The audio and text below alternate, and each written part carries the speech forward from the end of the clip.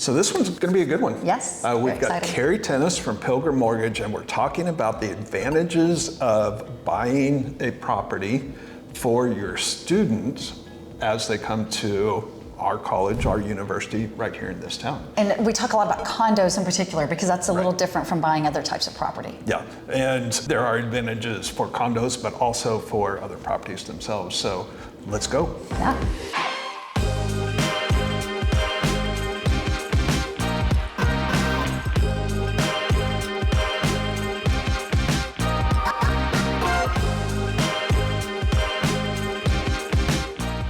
If this is your first time to our channel and you'd like to know everything about living in the College Station, Texas area, then click subscribe and tap the notification bell. That's what it's There we go. Yeah. So my name is Tara, this is Jeff, and along with David, we make up the Schellenberger team here in College Station. And so if you are looking to buy your forever home, invest in property, or buy a second home, then we're the team for you. Our information is in the contact or in the description box below. So be sure and reach out so we can start the conversation with you about moving you to the College Station area. And remember, we've helped people just like you find the right place at the right time, right here.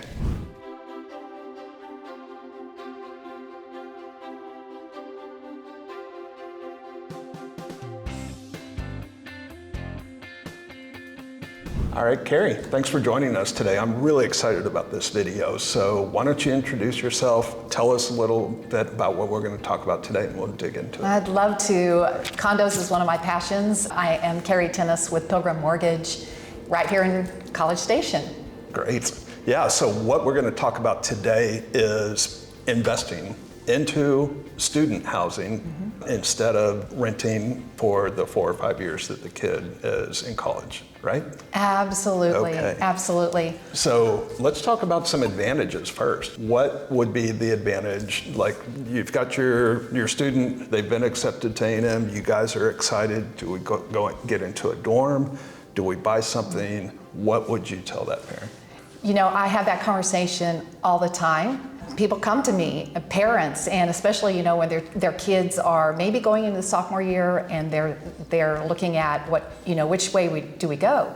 And so they say, look, we have to figure out, are we going to keep renting at, I don't know, $600, $700, you know, a room, or are we going to invest? Because like our student kid is going to be here for at least 4 years and potentially on beyond that. And when you run the math on that, it adds up really, really quick, you know, at $600 a month. Right. And so that's one of the first things that I love to do is just kind of dive into that and talk about the numbers. Okay. Because as you said, invest. Yes. So it doesn't matter if you're investing for your personal family or if you're an investor and you're buying condos, you know, for the students. Good point, good point. And we were talking earlier and you talked about the number of condos in the area. So what was that? Yeah, it's over 6,000. 6,000.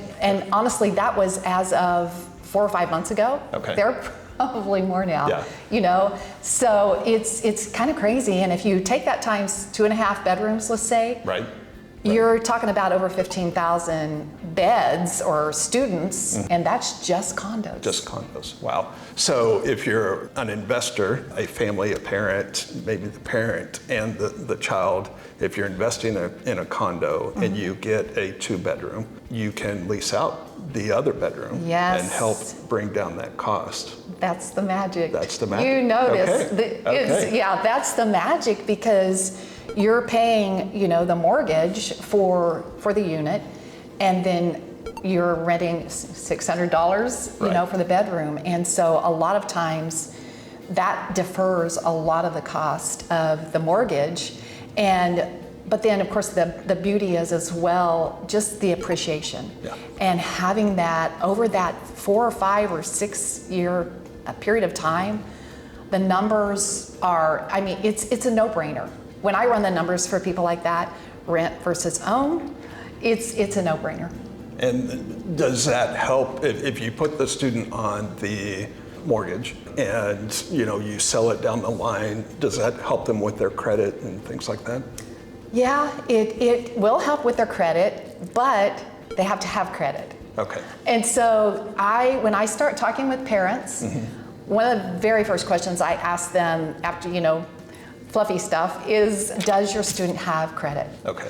And so I really would love to talk to people way early on, Right. because it can take easy 6 months to establish that credit. Okay. So they have to be 18 years of age, Okay. and they have to have a credit score. Gotcha. And in that situation, then we can put them on the loan. It becomes their primary residence. Okay. So that means that you could put as little as 5% down, Okay. which is important to some families. Right. You've got your different loan programs, but it does then build that kid's credit and gets them ready to adult in a few Adulthood, years. yeah. Then you've got your homestead tax exemption, which we Big know one. what that's Yes. a big deal Yep. in our market. Yeah. Being able to have that exemption on there is a really big deal. So I feel like there's just so many benefits to adding the kid on. You have better rate options, because if you're looking at a second home or an investment property, number one, for those in most of our condos in College Station, you would have to have 25% down for that purchase As an investment. as an investment property. Okay. And you're not going to have as good a loan options, because that's just how mortgages are these days. And there is no homestead exemption because it is Correct. a second property. Correct. But if you put your child on it and they make that their permanent residence, you have those advantages of it being like their own home. That is exactly Okay. right. And Okay. I don't know how much we want to go into it, but people from out of state, Mm-hmm. depending on, the track that their children are going on through Sure. school, Yeah. there can be a definite benefit to having in-state, Tuition. yes. Okay. So it just goes on and on. On and on and on. Okay.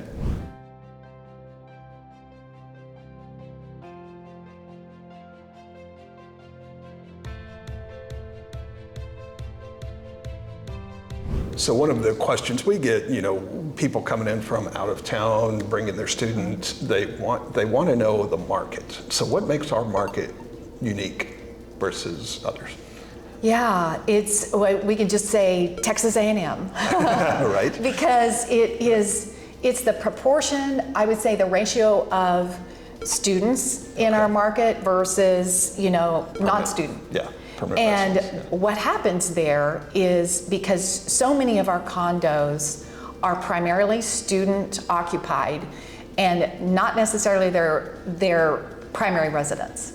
So because of that ratio, what happens is, if it's the occupation status, so is it owner occupied? Okay. Or is it non-owner occupied? Okay. And that ratio for any given, let's just say the Woodlands, Yeah. okay? So that ratio is taken into account when deciding what programs it qualifies for. Loan programs. Right, Okay. loan programs, Okay. and it matters. So the majority of condos in College Station have this overlay. It's referred to as unwarrantable. Have you ever heard of that? Yes. Okay. Unwarrantable. Okay. And what that means to a lot of lenders is, hey, either number one, we can't do the loan, or number two, you have to put 25% down, regardless of primary residence or what. Okay. And so that's where we come in. We have programs where we can use that student ratio, Yeah. and it doesn't keep us from doing a lower down payment program Okay. as a primary residence. Interesting. Okay. So a lot of people say if they come from a city outside and they've got a lender in another city and they want to buy a condo, and they get their pre-approval, they're ready to go. This lender does condos, yes, we're all good. When they get into underwriting and they realize that one element, that ratio, and it throws them off, and all of a sudden they can't do the deal. So do a lot of lenders cover non-warrantable, or are you guys unique in that with Pilgrim? I think that what makes us unique is that we know. We know. You know the market. And so I have really immersed myself in it. I've studied it a lot. Gotcha. And because I can't really say for them, I think they should be able to. Right. But I don't think they realize they're not trained and, Right. and understand how to do it. Well, and speaking from my experience as a realtor, being involved in the area for many years, a lot of lenders are not aware. Or they're aware, but they are not versed on warrantable versus non-warrantable. And that's really where you can run into things. And like you said, it could get to the process of underwriting before this is all discovered, which is too late. Too late. Yeah. And then people are scrambling. Now, I'm very happy to come in and rescue the loan. I'm very happy to do that. But it's never a great experience when that happens. And I feel like that even realtors, you all need to understand this, because then you can guide people in that process and help them understand the pitfalls and the things that could come up, the barriers, I guess, or challenges. And so I think it's really important that realtors understand, because you can head that off and not go down that path. That's a great point, yeah. So, and that's a good question for you as a buyer to talk to your realtor and say, hey, do you have experience with buying condos with warrantable and non-warrantable? And do you have lenders that you work with? So as a realtor, I could kind of reach out to you and say, hey, I've got some people looking at this complex, and this complex. Yes. Are they warrantable or non-warrantable? And that's something you can help us with ahead of time. Yes, I can. Perfect. I keep a database of those things, and there's a few other things that could cause it not to be warrantable. If the association is in a lawsuit for something that is safety or structural, those can be things that investors are not going to want to touch. So there are a few other things like that. If one owner, an investor in that project, owns more than 20% of the units, then that is another thing. And if you think about it, it's kind of risk. It's risk related, because if one person owns more than 20%, they kind of are, I don't know, king on the hill, or and they have, and it could be to the detriment of an owner, because they're dealing with that imbalance, I guess you could say. And then of course the safety, that litigation, that goes without saying. Yeah, and so you brought up the point about if they're under a lawsuit or something like that, but you also, when you buy into these condo complexes, like you mentioned, the Woodlands, you have your HOA fees and things like that, but there could also be assessments. Yes. So I've run into that in the past before, where the assessment fee was huge because they were looking at putting roofs on all the buildings and things like that. So that's also another thing. The realtor needs to work with the lender on finding out, are there assessments? Are there other things like that? Do you agree? I absolutely agree. Okay. And that is something that the title company is going to research that as well. Because we typically don't know that, because we don't have those documents. So that's more the title side. The title company is going to be looking at all of that and seeing what the transfer fees and such. So that just kind of shows some of the behind the scenes of what your realtor's doing when they're talking with the lender, they're talking with the title company. They're trying to get everything in line so it's a smooth process for you.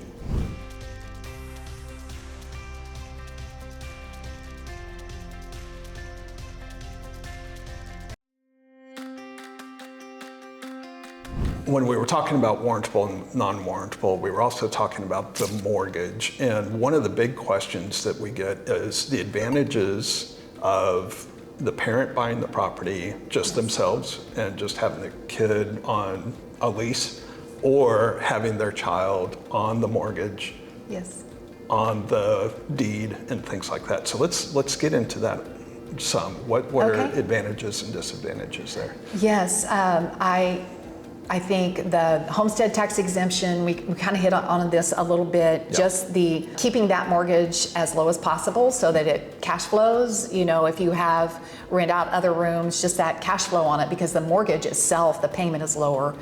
I think those are the primary things there as far as what I think people should consider in that, because they're going to have their kid live there anyway. So that's not going to change, right? And so why not have that benefit? Some parents, you know, if I look at some of the hesitation they have, it might be something like, well, what happens when they graduate? Like, are other kids coming, and we'll have this one on, you know, so those sometimes are questions that come up. We can always refinance a kid off and get them off so that they can go off and get married and buy their own house, and it's not something that they're obligated on. Gotcha. That mortgage. So there are a lot of ways to be able to handle that. I feel like typically that is going to be way second to the benefits of having it as a primary residence. Okay. So here in town, we have condos, which we talked about, the warrantable and unwarrantable. We have townhomes. We have single-family residents. Do people lean one way or another, or is it pretty much a variety? I would say that the majority of the people that I talk to are looking at condos, you know, how close are they to campus, all of those things, the social aspects and stuff. But then, so they're over here in this camp, right. And then this other camp is over here where they're like, my kid is gonna be a doctor and they cannot be in the party scene or whatever, you know, the condo scene. Yeah. And so we are gonna buy them a townhome that's away from campus, or we're gonna buy them a single family home.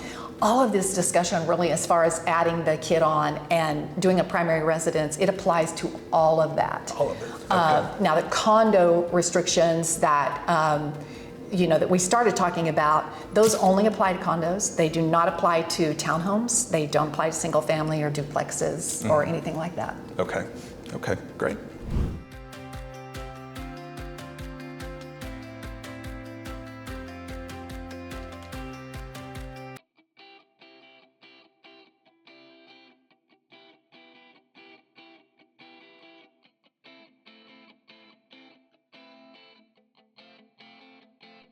So I've worked with people in the past, and they were not knowledgeable on all of this. I myself was not knowledgeable on all of this, and they waited to put their child on the deed after the property was purchased. So it seems to me that in retrospect, they've missed out on some opportunities. What are, again, the advantages, the opportunities of having your child start out on the mortgage? Great question. Yeah. And to my mind, there may be a benefit that I'm unaware of to put the child on the deed after the fact.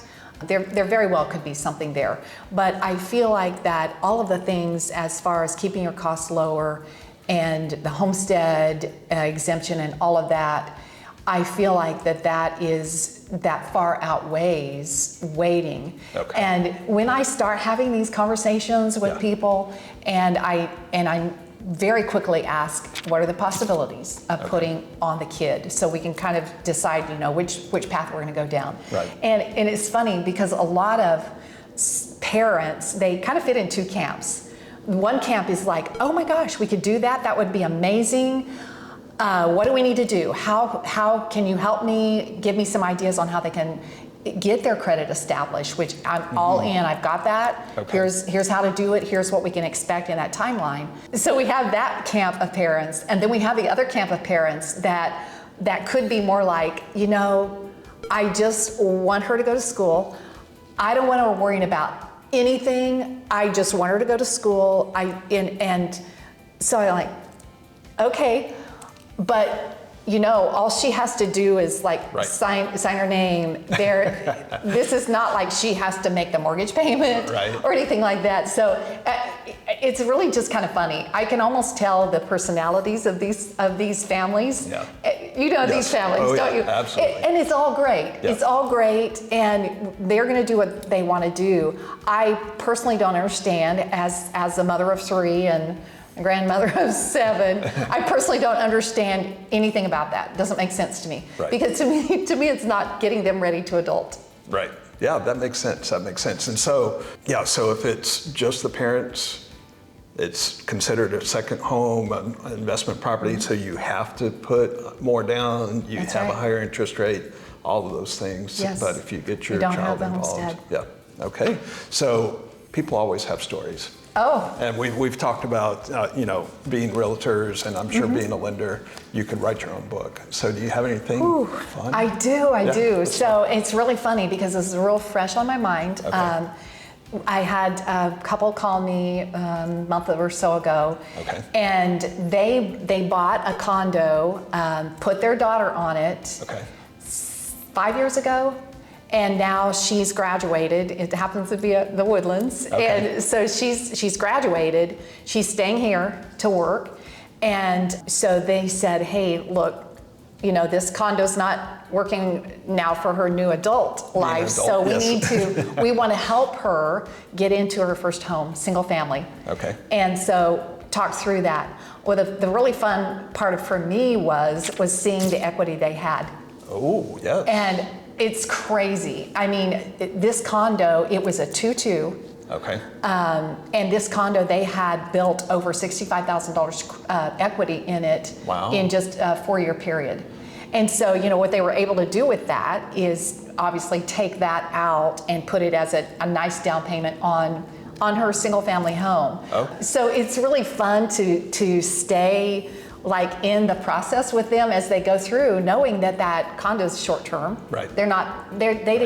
They weren't interested in keeping it, although some parents, once the kid doesn't need it anymore, they're like, that good rent investment. income is Yeah. good, and so let's keep that as an investment. Yeah.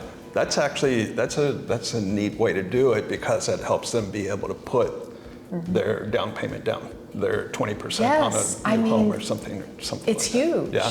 And so she's buying a home that's obviously, it's about $400,000. We're closing next week, Oh, and that's it's just exciting. really fun Yeah. to be involved and see this plan work Yeah. like it should. Yeah, I had one similar to that where they bought the condo for their daughter.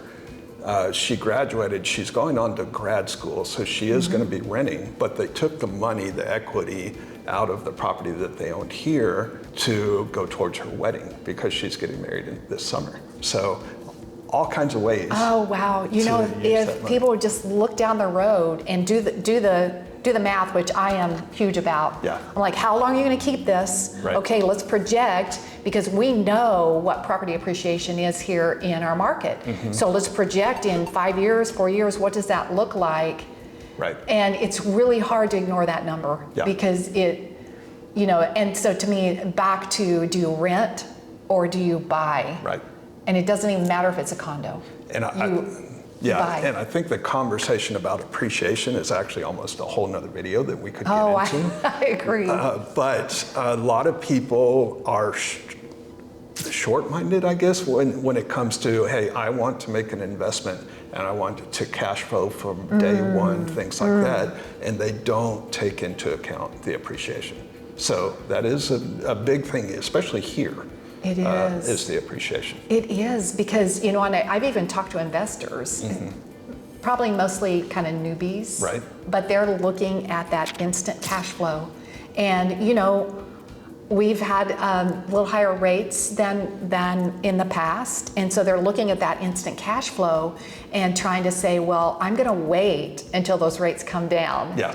And then I'm going to buy this because I'll have more cash flow. But they totally don't take into account the fact that property is going to keep going up, and the rates almost can't come down enough to offset that loss in equity.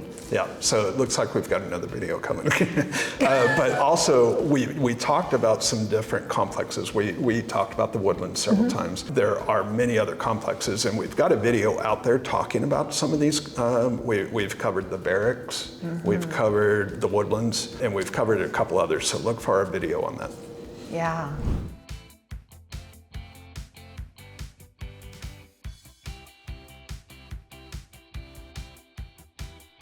So we've had a lot of great information in this video today, and if it's helped you decide, hey, maybe this is the route that I want to take, me working as your realtor, I would say let's get with Carrie and talk about the lending process. Where would we go from there? Yeah, no, for sure. That I say it's never too early to really start that process, because most people I'm definitely a numbers person, but most people, it has to make sense on paper. And so the earlier you start that, the better off. Before you even start looking, is it the Woodlands, is it the Barracks or whatever? We need to do this first. And the numbers, I think, are going to inform you. But you want a lender that is going to project it out. Because just looking at today, looking at here's my cash to close, here's my payment, that's not enough. Okay. To me, it's not enough. I want to know, what does that mean and what does that look like 4 or 5 years from now? Right. And that to me provides clarity, and it helps people say, absolutely, that's what we're going to do. Even cash flow on the other bedroom. We'll say, okay, ask you, hey Jeff, what could we expect for renting this other room? Right. We're going to put that in there. Okay. That's going to be part of the numbers. And so again, if your kid is coming here in the fall, this is a great time. Absolutely, you've got time to get started. But if it's next fall, it is not too soon to start getting that plan down and start getting your budget. But building your kids' credit, and it's not that hard. Yeah. What would be a good first step for helping your kid build? For most people is put your kid on as authorized user on a revolving credit account. Okay. You don't have to give them a card, because people are like, well, don't give it to them. Right. They don't have to use it. Right. It is just simply riding the coattails of your good credit. Okay. You could, if they're going to buy a car and you're getting a loan on that, put them on that. Okay. And then outside of that, we're able to establish some called non-traditional kind of credit. Okay. If they do things like pay for their rent out of their own personal, that can be used as it's called self-reporting. And so we can use that to build credit. I've done things like that where they've paid for their Spotify account for 12 months. I can use that. Interesting. It's crazy. Okay. So That's good you to just know. have to find out. Yeah, and you can tell us how to do that. I can. All right. I would love to. Yeah. So tell us a little more about Pilgrim Mortgage as we wrap up here, and yourself, and how best to get a hold of you and all that fun stuff. All right. So number one, I'm local. I love working in this market, and I've done a lot of condos. I think it'd be fun to be like the lender condo queen. So that's what I'm going for. But no, Pilgrim Mortgage is a Texas-based. We're out of San Antonio. And we're kind of a boutique lender. So all we do is mortgages. So everybody in our whole company is geared to get you to the closing table. Great. Get you paid. That's my job, is to get you paid. And so I love it. We have all of our underwriting in-house. We have virtually almost every single program you could think of. And we're very versed in them. Great. I don't cherry pick. I would love to do all jumbo loans in Indian Lakes. Right. That's not what God has given me to do. So I do all kinds of things. I do self-employment bank statement loans, just about everything you can think of. So great. I love what I do. I've done this for over 10 years now, and I've served over 1,000 families, and it's just my passion. Well, again, appreciate you joining us on the video today, and we have ways that we can get people a hold of you after we've talked to them, and we can go from there. So thank you again. Yes, my pleasure. Thank you. If you're enjoying this video, please like it, leave us a comment, and subscribe. Hi. So I think it's one of these things, this video, along with some of our other videos, it's like digging a hole. You start digging, and you just can go much deeper and deeper and deeper. I think this one was a good one. It's so exciting to me to learn these details and be able to, so that people are better informed about what their options are. Right. Yeah, with us being a college town with a lot of investors, a lot of families investing for their students coming here, the information that we covered is so important. And empowering. Empowering, yeah. It's very frustrating when you know there are things out there that others know that you don't know, and so this makes it very tangible so that you can take advantage of it as well. Yeah, so I hope you've enjoyed this video. Remember, we've helped people just like you find the right place at the right time. Right here. Right here. Okay.